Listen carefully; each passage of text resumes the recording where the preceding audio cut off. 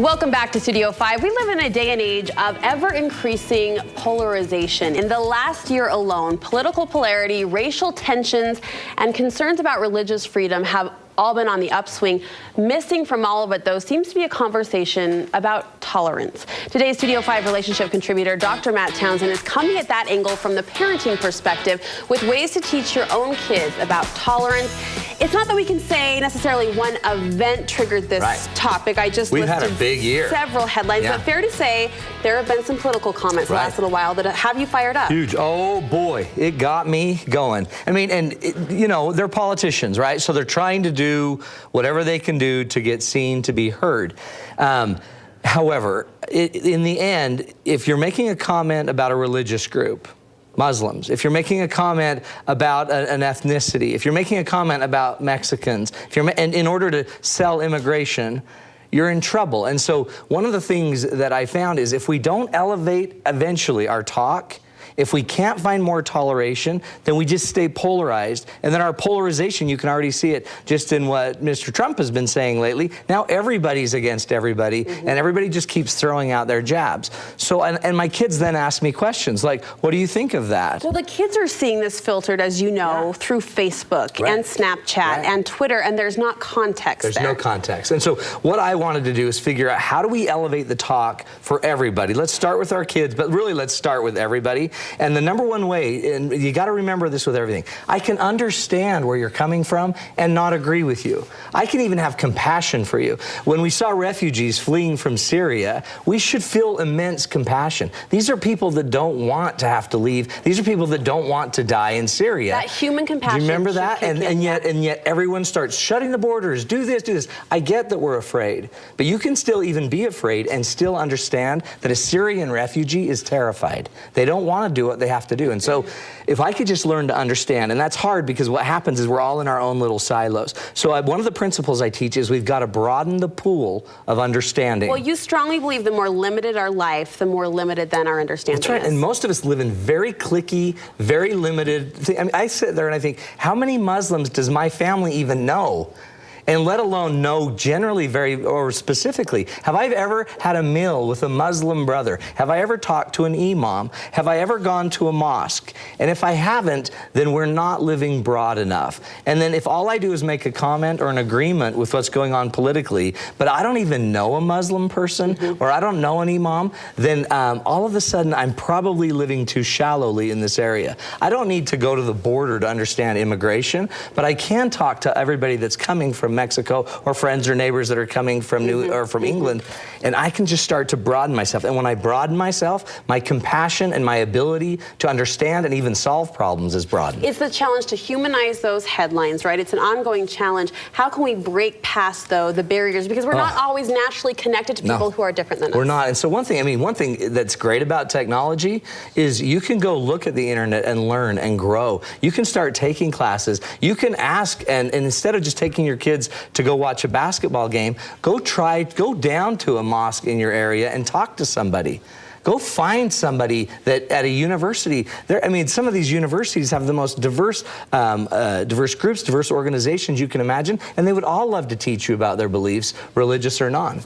When talking to our kids, and frankly, as you established, talking to each other, even adult to adult, you want us to avoid being overly simplistic, sensational, or overly sensitive. Notice the word overly, overly, overly, and we use it. We use simplicity, we use sensationalism, and we use sensitivity, and those three things, when they converge, it creates problems. There's this thing going on all through campuses around the country called microaggressions, where little statements you say to me are seriously offensive because I'm seriously bothered that you simply ask me, where are you from?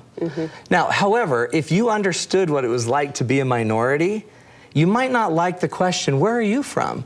But what's funny is we may not even know, we're just being curious. Sure, ask you a That question. might be sensitivity. But some people are actually being incredibly simplistic, thinking that if we just close the borders to Muslims, that would just all of a sudden fix all of our problems. That's too simplistic. We live in a world of high complexity. There's not just one religion that's causing problems, and there's not just one answer to fix anything. We need multiple answers, multiple complexity, multiple diversity to handle this global world. Also, watch out for sensational. Truth does not need to be sensationalized. Truth does not need more flowers, bows, and prettiness on it. Truth is truth. So anybody that's giving too much sensational talk or sensationalism, they're probably selling something. Just watch an infomercial. You don't need a million little gadgets. If you can write a marker on your carpet and one wipe it's off, it's done. I don't need 500 examples, and I don't need a lot of promises and whatevers. I just want the truth. So watch out what people are saying, and be careful that you're not too sensational. Don't sell things too hard. The truth is very simple, and be careful of your own sensitivity. We have to start understanding that, again, even if you want to offend me, one of my favorite quotes was from Buddha. Listen to this. Don't take offense even when it's offered. So the Buddha understood that even if you want to offend me, I don't have to take it. And I could understand that your intentions aren't a relationship, it's to hurt me, but I also don't need to hate you because you want that. I'm really impressed with the idea of the oversimplification that you talk about, because as we bring social media into this conversation and how it really has enhanced and furthered this issue and this problem, Twitter requires you to be simple. That's Facebook requires you to be simple to our detriment. How are you seeing social media impact this? Well, and this is huge, because social media, the research shows that when you're using social media or you're online, you're more likely to say stuff you would never say face-to-face. I'm going to bet Donald Trump probably wouldn't say some of the things he says if he was standing in front of the Muslim Brotherhood. Well, he might. He probably would, but probably not the Muslim Brotherhood. But in the end, when you look at it, it changes how we communicate. If you're doing it in your jammies in the protection of your bedroom, you're probably not checking yourself very well. And then you start what I call piling on. So avoid the online pile-on. Watch your language online. Watch what you're saying to people online. Don't just give your comment to some picture. You can see them on Deseret News or KSL.com. Somebody will make a comment about something and people will pile on and brutally beat people up emotionally. Just because you have an emotion and a feeling, it doesn't mean it needs to be shared. And some of the most powerful people in the world have the same angry feelings as you, but they don't react to them. Well, and the research also shows that it's the negative, hateful, mean-spirited comments, articles, posts, blogs that go the farthest. That create the virility. Virility and the viralness of a message is either just the extreme quirkiness or it's just the extreme anger and emotion of it. I'm thinking of a comment that the late Elder L. Tom Perry shared in relation to the family conversation that had been happening, but he said something interesting. He said, oftentimes we're listening to the voice of the minority masquerading as the majority, and that is reflected online every day. And if they're aggressive, and if they're loud, and if they're mean, we think that that emotion equates to truth. But more and more emotion doesn't equate to truth, and the way you can tell is because does it resonate with your values? So another rule is let your values and your principles govern your talk. And you've talked about this as it relates to relationships. What are some examples of how our values can lead out in the conversation of tolerance? When you're sitting there and having a conversation about terrorism, start to identify, are we accusing people? Are we stating an opinion as if it's factual? Are we truly understanding what it's like to be a Muslim American with their full religious garb on and walking down the streets of LA right now?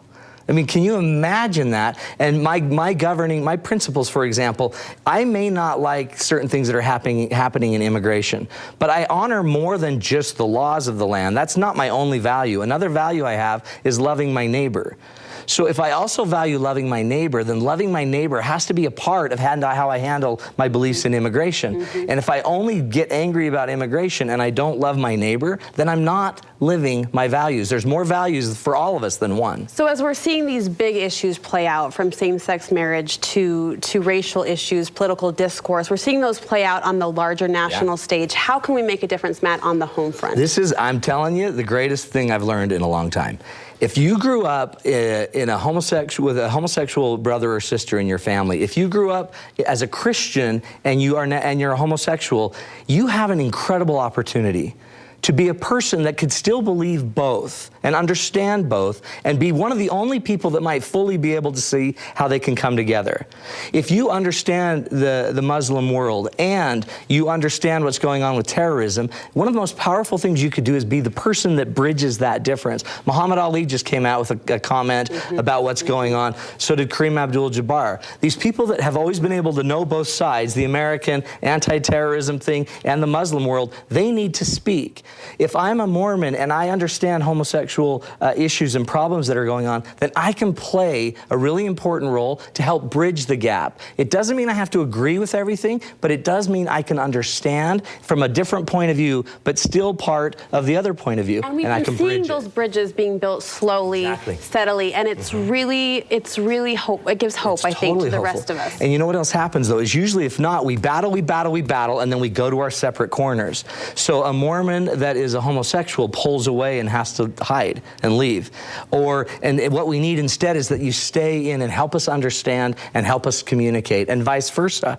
And if we would all stay in and keep talking instead of blowing it up and running away, we'd have more bridges. More bridges mean we're going to eventually get through a lot of these issues. Love your insight and love your passion, Dr. Townsend. Thank you. Hey, last week you announced a coaching program where doing it again. Can train to be a relationship coach. The feedback was good? It's huge, and people are calling. So if you go coachwithmatt.com is the website, and now all we're going to do is start teaching people to sit down and do what I do every day. You can make a living doing it. You can make a great living, and you can change your life because you start coaching other people on what you do. But you also get to finally get paid maybe and get some help to the people that need it the most in your life. You're awesome, my friend. Thanks, Thank you so much. Appreciate you. Coming